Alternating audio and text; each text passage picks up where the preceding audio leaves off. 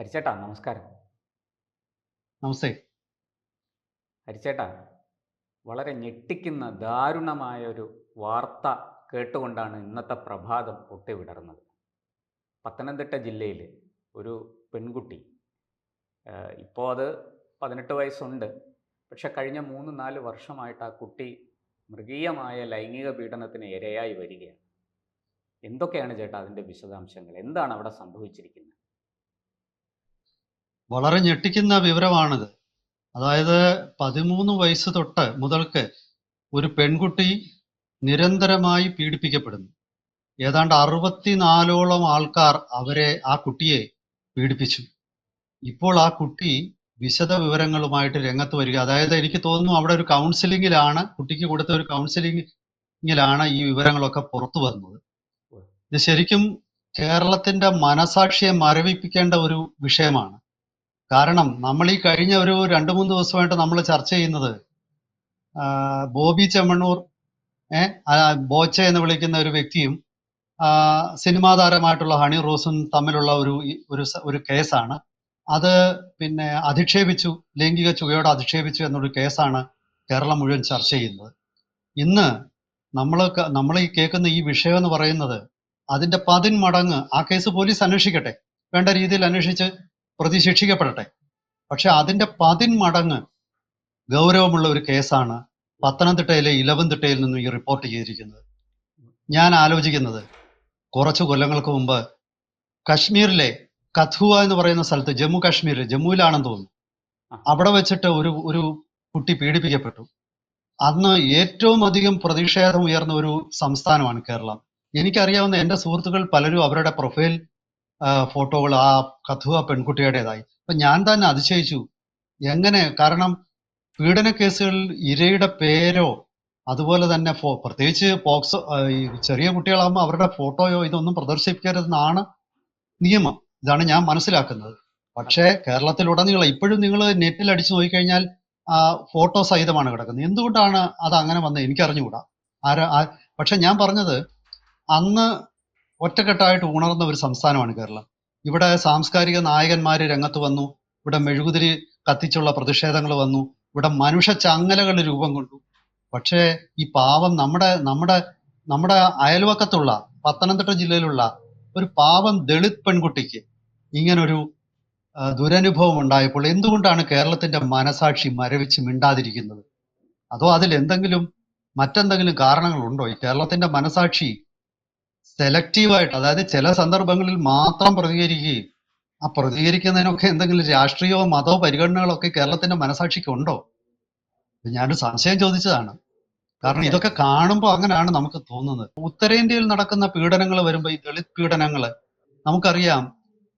പെരുമ്പാ ഒരു പെൺകുട്ടി പീഡിപ്പിച്ച് അതിക്രൂരമായി ഒരു പെൺകുട്ടി കൊല്ലപ്പെട്ടു. അവരും ദളിത് സമുദായത്തിലായിരുന്നു. അതുപോലെ വാളയാർ പെൺകുട്ടികൾ ഇപ്പൊ വാർത്തകളിലേക്ക് എത്തിയിരിക്കുകയാണ്. ഞാൻ ആലോചിക്കുന്നത്, ഇംഗ്ലണ്ടിലെ ലോർഡ് ജസ്റ്റിസ് ആയിരുന്ന ലോർഡ് ഹ്യൂറ്റ്, അദ്ദേഹം വളരെ പ്രശസ്തമായ ഒരു വാചകം പറഞ്ഞു.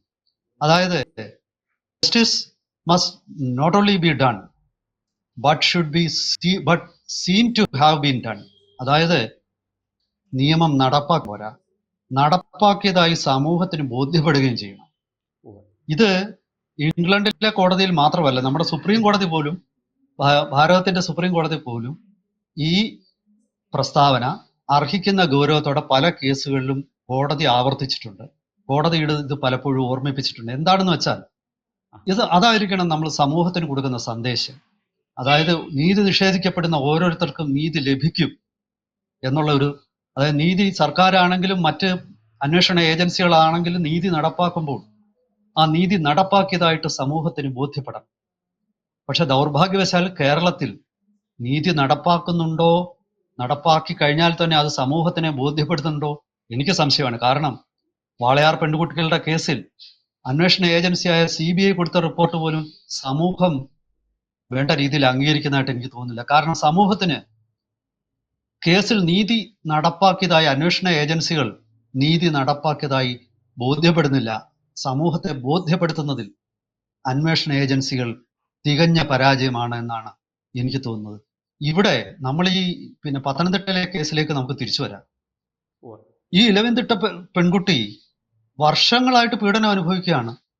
5 വർഷമായിട്ട്. 13 വയസ്സ്, ഇപ്പോൾ 18 വയസ്സുള്ള, അതും കുട്ടി ഒരു കായിക താരം. ആ കുട്ടിയെ 64 പേര് പീഡിപ്പിച്ചിരിക്കുന്നു. ഇത് കേട്ടിട്ട് രക്തം കട്ടിയാവുന്ന ഒരു അവസ്ഥയാണ്. എന്തുകൊണ്ടാണ് ഈ കാലഘട്ടത്തിന് ഇടയിൽ ഇന്ന് നമ്മുടെ സ്കൂളുകളിലൊക്കെ കൗൺസിലിംഗ് ഒക്കെ ഉണ്ടല്ലോ, അധ്യാപികമാരെന്താ ഇത് കുട്ടിയോട് ചോദിച്ചില്ലേ? അല്ലെങ്കിൽ ഇത് ഈ അടുത്ത കാലത്ത് മദ്രാസ് ഹൈക്കോടതി ഒരു വളരെ ശ്രദ്ധേയമായ പരാമർശം നടത്തി. അത് ഇതുപോലൊരു പീഡന കേസിലാണ്. നമുക്കറിയാമല്ലോ, അണ്ണാ യൂണിവേഴ്സിറ്റിയിലെ പീഡന കേസ്. കോടതി പറഞ്ഞു പോലീസിന്റെ ജോലി എന്ന് പറഞ്ഞാല് കുറ്റകൃത്യം നടന്നതിന് ശേഷം പ്രതിയെ പിടിക്കുന്നതല്ല. അത് ചെയ്യാം, അതിൽ അത്ര വലിയ കാര്യമൊന്നുമില്ല. പ്രതികളുമായിട്ട് നിന്ന് ഫോട്ടോയും ഒക്കെ എടുത്ത് പത്രത്തിൽ കൊടുത്തോണ്ടൊന്നും കാര്യമില്ല. കുറ്റകൃത്യം ഉണ്ടാകാതിരിക്കേണ്ടതും കുറ്റകൃത്യത്തെ തടയേണ്ടതും പോലീസിന്റെ ചുമതലയാണ്. അതിനാണ് ശാസ്ത്ര സാങ്കേതിക വിദ്യകളുള്ളത്. ഇപ്പോൾ ഈ കുട്ടി നിരന്തരമായി പീഡിപ്പിച്ചിട്ടും ഇതെന്താ പുറത്തു വരാതിരുന്നത്? അപ്പോൾ എനിക്ക് തോന്നുന്നത് പോലീസിലോട്ട് പോലും ചെന്ന് പരാതി പറയാനുള്ള ധൈര്യം കുട്ടിക്കില്ലായിരുന്നു. നമ്മുടെ നാട്ടിലെ ക്രമസമാധാന പാലനത്തിന് നിയോഗിച്ചിരിക്കുന്നവര് ശരിക്കും ഹൃദയം തുറന്നൊന്ന് പരിശോധിക്കണം. എന്തുകൊണ്ടാണ് പോലീസ് സ്റ്റേഷനിലോട്ട് വന്ന് പരാതി പറയാൻ പലരും മടിക്കുന്നത്? അവർക്ക് വിശ്വാസം പകർന്നു കൊടുക്കുക. ഇന്ന് നമ്മുടെ നാട്ടിൽ സ്ത്രീകൾ നിരവധി പേര് പോലീസിലുണ്ടല്ലോ, പിങ്ക് പോലീസ് ഉൾപ്പെടെ ഉണ്ടല്ലോ. സ്കൂളുകളിലൊക്കെ പോലീസുമായിട്ട് നിരന്തരമായി ബന്ധപ്പെടുന്നുണ്ടല്ലോ. ഈ ക്ലാസ് ടീച്ചർ എന്തായിരുന്നു, ഇതൊന്നും അറിഞ്ഞില്ലേ? നമ്മൾ ഒരുപാട് ചോദ്യം. ഞാൻ പറയുന്നത് ഈ വ്യക്തി ആരെങ്കിലും കുറ്റപ്പെടുത്താനല്ല. ഞാൻ പറയുന്നത് സമൂഹത്തിന്റെ ഒരു ആറ്റിറ്റ്യൂഡ്, സമൂഹത്തിന്റെ സമീപനം. നമ്മളെപ്പോഴും കേരളത്തിൽ നമ്മളെപ്പോഴും പറയും, മറ്റു സംസ്ഥാനങ്ങളൊക്കെ കേരളത്തിൽ കൂടുതൽ കേസ് രജിസ്റ്റർ ചെയ്യപ്പെട്ടിരിക്കുന്നത്, കേരളത്തിലെ ആൾക്കാർ എന്ത് ചെറിയ പ്രശ്നമായാലും പോലീസ് സ്റ്റേഷനിൽ പോകുന്ന, അതൊക്കെ പച്ച കള്ളമല്ലേ? 5 വർഷമായിട്ട് ഒരു കുട്ടി ഇത്രയും പ്രശ്നമുണ്ടായിട്ട് പോലീസ് സ്റ്റേഷനിൽ പോയില്ലല്ലോ. ഇപ്പൊ തന്നെ കേസ് പുറത്തു വന്നത് അങ്ങനെയല്ലല്ലോ.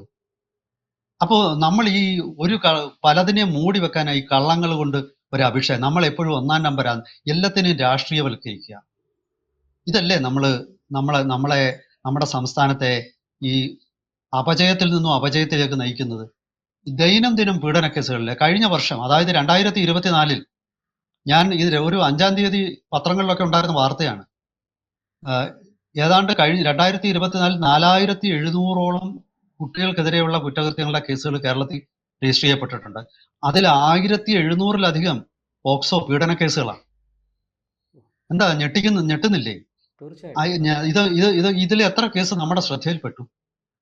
അപ്പൊ ഞാൻ പറഞ്ഞു വരുന്നത്, നമുക്ക് വടക്കേ ഇന്ത്യയിലും കാശ്മീരിലും നടക്കുന്നത് കാണാനും പ്രതിഷേധിക്കാനും നമുക്ക് മനസ്സും സമയവും എല്ലാം ഉണ്ട്, ഊർജവും ഒക്കെ ഉണ്ട്. പക്ഷെ നമ്മുടെ തൊട്ട അയൽവക്കത്ത് നടക്കുന്ന പീഡനം, അതിനു നേരെ നമ്മൾ കണ്ണടക്കുകയാണ്. എന്താണ് ചോദിക്കാൻ വന്നത്? ചോദിച്ചോളൂ. തീർച്ചയായിട്ടും ഈ അങ്ങ് പറഞ്ഞത് വളരെ ശരിയാണ്. വളരെ ദയനീയമാണ് കേരളത്തിലെ അവസ്ഥ. നമ്മുടെ പെൺമക്കൾ ഒട്ടും തന്നെ സുരക്ഷിതരല്ല എന്ന് വളരെ വേദനയോടെ പറയേണ്ടിയിരിക്കുന്നു. ഇത് സർക്കാരും ഉദ്യോഗസ്ഥന്മാരും പോലീസും ഒക്കെ കണ്ണു തുറന്ന് കാണണേ എന്ന അപേക്ഷയാണ് നമുക്കുള്ളത്. ഞാൻ പത്തനംതിട്ടയിലേക്ക് വരാം. അവിടെ ഈ 64 പേരിൽ ഏതാണ്ട് 40 പേരെ തിരിച്ചറിഞ്ഞു എന്നാണ് ഏറ്റവും പുതിയ വിവരം. എത്ര പേരെ ഇതുവരെ പോലീസ് അറസ്റ്റ് ചെയ്തിട്ടുണ്ട്? അവർക്കെതിരെ എന്ത് നടപടിയാണ് സ്വീകരിക്കുക? തുടങ്ങിയ എന്തെങ്കിലും വിവരങ്ങൾ നമുക്ക് പ്രേക്ഷകർക്ക് വേണ്ടി അല്ല, പത്രങ്ങളിൽ കാണുന്ന അനുസരിച്ച് എനിക്ക് തോന്നുന്നു 10-15 പേരാണ് ഇതുവരെ പോലീസിന്റെ നടപടികൾ നേരിട്ടത്. പിന്നെ ഇതിൽ തന്നെ ഇനി ഒരുപാട് വിവരങ്ങൾ പുറത്തു വരേണ്ടിയിരിക്കുന്നു. അതായത് ഈ 60-ലധികം പേരെന്ന് പറയുന്ന ഇത്ര ആൾക്കാർ മാത്രമേ ഉള്ളൂ ഇതിനകത്ത്. അതെനിക്ക് സംശയം തോന്നുന്നു ഇത് കേട്ടിട്ട്. കാരണം ഈ 5 വർഷമായി നിരന്തരം പീഡിപ്പിക്കപ്പെട്ട ഒരു കുട്ടി പീഡിപ്പിക്കപ്പെടുമ്പോൾ അതിന്റെ പിന്നില് എന്തോ ഒരു ഗൂഢാലോചനയില്ലേ? അതിന്റെ പിന്നിൽ എന്തെങ്കിലും മാഫിയകളില്ലേ? ഇത് ഞാനിപ്പം സാധാരണഗതിയിൽ ഒരു കുറ്റകൃത്യം 1-2 പേര് ഒരു കുറ്റകൃത്യം നടത്തി അതിന്റെ പിന്നിൽ മാഫിയ ഉണ്ടെന്നോ ശക്തരുണ്ടെന്നോ ഒന്നും ഞാൻ പറയില്ല. അതൊക്കെ ഒരു ഗൂഢാലോചന സിദ്ധാന്തം, കോൺസ്പിറസി തിയറി മാത്രമായിട്ടേ നമുക്ക് പറയാൻ പറ്റും. പക്ഷെ ഇവിടെ അതല്ലല്ലോ. ഇവിടെ നിരന്തരം പീഡനം നടക്കുകയാണ്. അപ്പോൾ അത് അങ്ങനെ ഇത് ഇത്ര നാൾ ഒളിച്ചു വെക്കപ്പെടാനും പറ്റില്ല. അതായത് ഒരു കുറ്റകൃത്യം നടന്നു എന്ന് മാത്രമല്ല, അത് സമൂഹത്തിന്റെ കണ്ണിൽ നിന്ന് ഒളിച്ചു വെക്കപ്പെട്ടു. ഇനി ഈ കുട്ടി ആരോടെങ്കിലും പറഞ്ഞിട്ട് അവർ പറയാതിരിക്കുകയാണോ? ഇത് സംബന്ധിച്ച് എൻ്റെ അഭിപ്രായത്തിൽ ശരിക്കും ഈ കേസ് CBI ആണ് അന്വേഷിക്കേണ്ടത്. CBI വാളയാർ കേസ് അന്വേഷിച്ചിട്ട് CBI പോലും സ്വാധീന വിധേയമായി എന്നാണ് ആരോപണങ്ങൾ വരുന്നത്. എനിക്ക് അതിനെക്കുറിച്ചൊന്നും പറയാൻ വയ്യ. വേലി തന്നെ വിളവ് തിന്നുന്ന കുറുന്തോട്ടിക്കും വാദം വരുന്ന കാലമാണ്. ഈ പറയുന്നതിനൊക്കെ ആരെ വിശ്വസിക്കണം?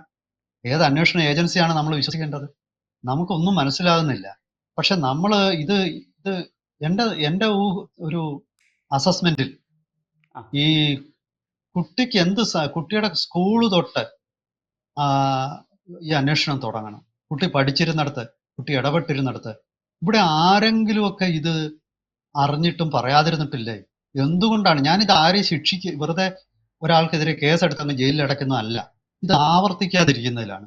സമൂഹത്തിൽ നിന്നും ഇത്തരം പ്രവണതകൾ മാറ്റി സമൂഹ മനസാക്ഷിയെ ഇതുപോലുള്ള വിഷയങ്ങൾ വന്നാൽ അത് തുടക്കത്തിലെ തന്നെ ഇടപെട്ട് അതിന് പരിഹാരമുണ്ടാക്കുന്ന ഒരു സമൂഹം ഉണ്ടാക്കിയെടുക്കാൻ അനാവശ്യ വിവാദങ്ങളാണ് ഇന്ന് കേരളത്തിൽ മുഴങ്ങിക്കേൾക്കുന്നത്. ഈ അടുത്ത കാലത്ത് കേരളത്തിൽ ഏറ്റവും കൂടുതൽ ചർച്ച ചെയ്തത് ക്ഷേത്രങ്ങളിൽ ഷർട്ടിട്ട് കയറണോ വേണ്ടയോ? ഷർട്ടിട്ട് കയറിയാൽ എന്ത്, കയറിയില്ലെങ്കിൽ പിന്നെ അങ്ങനെയാണെങ്കിൽ നമ്മുടെ സന്യാസിമാരൊക്കെ എന്തിനാണ് ഈ കാഷായ വസ്ത്രം, അവരെന്താണ് ഷർട്ട് ഇടാത്തത്? ഒരുപാട് ചോദ്യങ്ങളുണ്ട്. സന്യാസിമാരെന്താണ് ജീൻസും പാൻറ്റും ഇടാത്തത്? അപ്പോൾ ഇങ്ങനെയുള്ള ഒരുപാട് അനാവശ്യ വിഷയങ്ങളിലേക്ക് സമൂഹത്തിന്റെ ശ്രദ്ധ തിരിച്ചുവിട്ട് യഥാർത്ഥ വിഷയങ്ങളെ മൂടി വെക്കുന്ന സ്ഥാപിത താല്പര്യക്കാരും രാഷ്ട്രീയ കുബുദ്ധികളും അവരാണ് കേരളത്തിന്റെ ഈ ഏറ്റവും വലിയ ശാപം. അതായത് കേരളത്തിന്റെ ചുറ്റുമുള്ള വിഷയങ്ങൾ അവർ ചർച്ച ചെയ്യാൻ സമ്മതിക്കില്ല. കാരണം അത് അവരുടെ നേരെയായിരിക്കും വിരൽ ചൂണ്ടുന്നത്. ഇവിടെ ഇതാണോ പുരോഗമനം?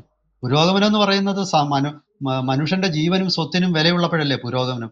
ആരാണ് പീഡിപ്പിക്കപ്പെടുന്നത്? പീഡിപ്പിക്കപ്പെടുന്നത് മുഴുവൻ സമൂഹത്തിലെ ഏറ്റവും അധസ്ഥിത വിഭാഗമാണ്, ദളിതുകളാണ്, അല്ലെങ്കിൽ സാമ്പത്തികമായി പിന്നോക്കം നിൽക്കുന്നവര്, അല്ലെങ്കിൽ അശരണര്.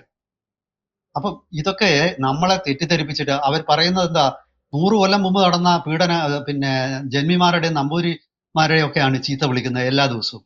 അവരൊന്നും അല്ല ഈ പ്രശ്നം ഉണ്ടാക്കുന്നത്. കേരളത്തിന്റെ ഇപ്പോഴത്തെ പ്രതിസന്ധികൾക്ക് കാരണം നമ്മുടെ ചുറ്റുമുള്ള സ്ഥാപിത താല്പര്യക്കാര്, അവരുടെ രാഷ്ട്രീയ ലക്ഷ്യങ്ങൾ, അവരുടെ സാമ്പത്തിക ലക്ഷ്യങ്ങൾ, ഇതിനു വേണ്ടി അവര് നമ്മുടെ ശ്രദ്ധ തിരിച്ചുവിടുകയും നമ്മളെ ഇട്ട് കുരങ്ങ് കളിപ്പിക്കുകയുമാണ്.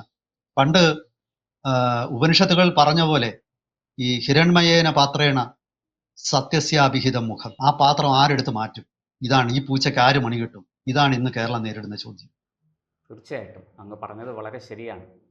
സത്യത്തിൻ്റെ മുഖം സ്വർണ്ണപാത്രം കൊണ്ട് മൂടപ്പെട്ടിരിക്കുന്നു. ആ സ്വർണ്ണപാത്രം എടുത്തു മാറ്റി സത്യത്തിൻ്റെ ആ പ്രകാശം സമൂഹത്തിൽ മൊത്തം പടർത്താൻ നമ്മളെല്ലാവരും ബാധ്യസ്ഥരാണ്. നമുക്ക് അതിലേക്ക് എല്ലാവർക്കും ഒത്തൊരുമിച്ച് ശ്രമിക്കാം. എന്തായാലും പത്തനംതിട്ടയിലെ ആ ദളിത് പെൺകുട്ടിക്ക് എത്രയും വേഗത്തിൽ നീതി ലഭ്യമാകട്ടെ. കുറ്റവാളികൾ എത്രയും പെട്ടെന്ന് അഴിക്കുള്ളിലായി അവർക്കെതിരെ ശിക്ഷാ നടപടികൾ വരട്ടെ. അതിന് വേണ്ടുന്ന നടപടികൾ സർക്കാർ കൈക്കൊള്ളട്ടെ. ഇത് മാത്രമാണ് നമുക്ക് ഈ അവസരത്തിൽ പറയാനുള്ളത്. നന്ദി, നമസ്കാരം.